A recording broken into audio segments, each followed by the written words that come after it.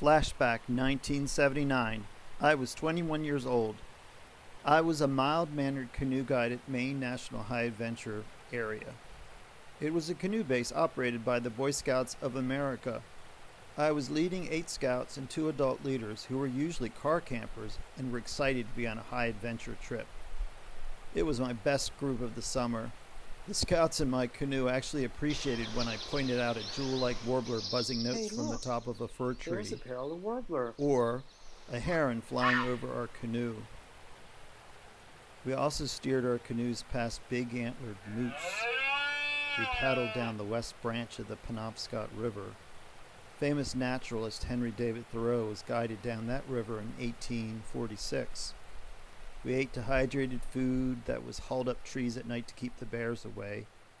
One morning we paddled into Chesuncook Lake and made a beeline towards Mauser Island. As we approached the shore of the island, we saw Joe, an 85-year-old retired logger, appear. Short, thin and sprightly, Joe spent his summers on the island. Joe called out to us as we neared the shore. "Hello! Where are you all from?" The scoutmaster replied. "We're from Newport News, Virginia." "Great! Are you all going to spend the night on the island?" I replied, "No, we are just going to cliff dive and then have lunch. Our itinerary has a schedule to camp across the lake." Joe was adamant. "Stay on the island. The island breezes keep you cool at night, and there are no mosquitoes." The scouts called out, "Let's stay here." I replied, "Well, I guess I could radio into the base and change our campsite location." Joe liked to tell stories about his logging days after World War I. "Trees were much bigger back then. Before chainsaws were invented, we used to cut down trees with 2-man saws." A minute later, 8 canoes labeled Alfred Lake Girls Camp approached. Each canoe was paddled by beautiful teen girls. Many were from foreign countries. The girls' canoe guide frowned. "Well, girls, it looks like we can't camp on the island tonight. It's occupied." Joe raised his arm and pointed across the lake. "No! These scouts are camping over there, not here on the island." I thought to myself, "The dirty old man." My scoutmaster called out, "No, we are not leaving. We're camping on the island." A few hours later, both the pretty girls and the Boy Scouts were camped out on opposite sides of the island. After dinner, cliff diving was in full swing. The sun lowered toward the horizon. A while later, my friend Jim Kitchen from Lubbock, Texas, paddled toward the island, followed by 6 canoes of his own crew of rowdy scouts. Jim had an odd way of showing his enthusiasm by barking like a German shepherd. He jumped out of the canoe. "Hey guys, the cliff is waiting. Have a good time. You can set your tents up later." The cliff now had a longer line of scouts and girls eager to jump into the cold water 10 feet below. You must run and then jump out far to splash into the deep water. One girl did not jump out far enough. She ran, slipped, and then hit something on the way down. The young girl was soon heard crying in pain. She was floating in the water. Everyone worked together to respond to the emergency. The dining tarp was turned into a makeshift stretcher. The young injured woman was slowly lifted out of the water. 5 scouts on each side carried her over to a picnic table where she was gently placed. Even though many sleeping bags were placed over the young woman, she still shivered. The doctor scoutmaster from Jim Kitchen's crew claimed, "She needs to go to the hospital. She may have injured her spine." Jim Kitchen responded quickly. He took out his long-range radio and pulled out its long antenna. He looked at me. "Marty, we need to call the canoe base headquarters." He turned on the radio. "This is Jim Kitchen calling Greenville. Do you read me?" 10-4, Jim. We read you loud and clear. What is your 10-20?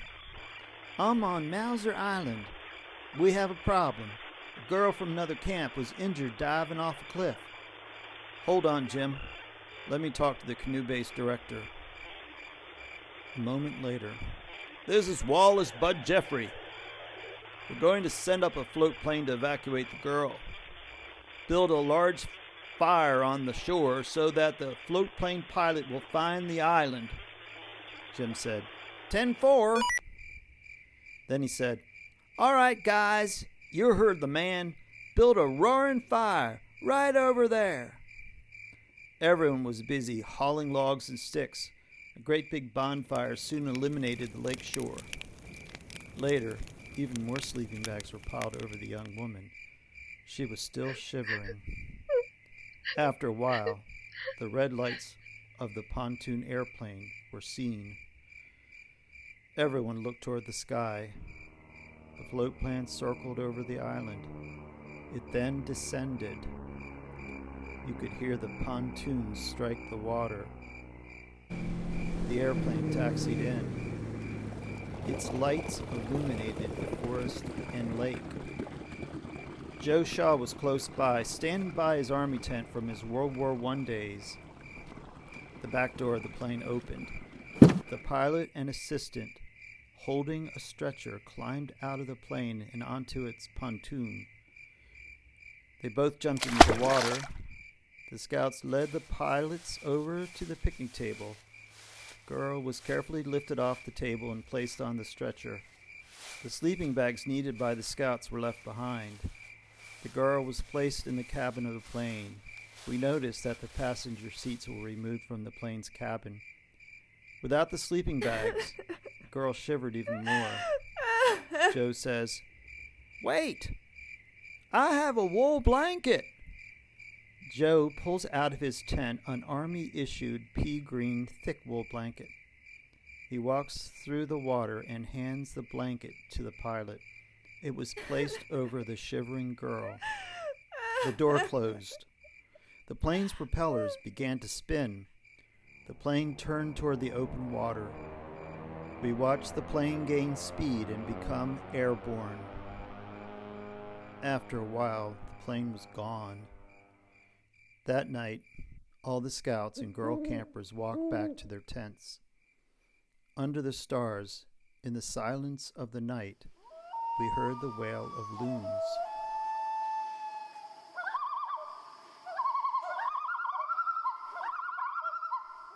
The adventure would be remembered for a long time. The next morning, we woke up, ate breakfast, took down tents. We then paddled away from the island. A few hours later, a canoe base van with a canoe trailer took us back to the base. A week later, I was back on the island. Joe Shaw walked over to me with concern in his face. "What happened to that young girl? Is she okay?" "Well, Joe, I did find out that she must have been a bit of a hypochondriac. It turns out she just had a little bruise on her back. She's fine." "Oh!" Joe looks down the ground. Then he looks up. "Well, do you know where my blanket is?"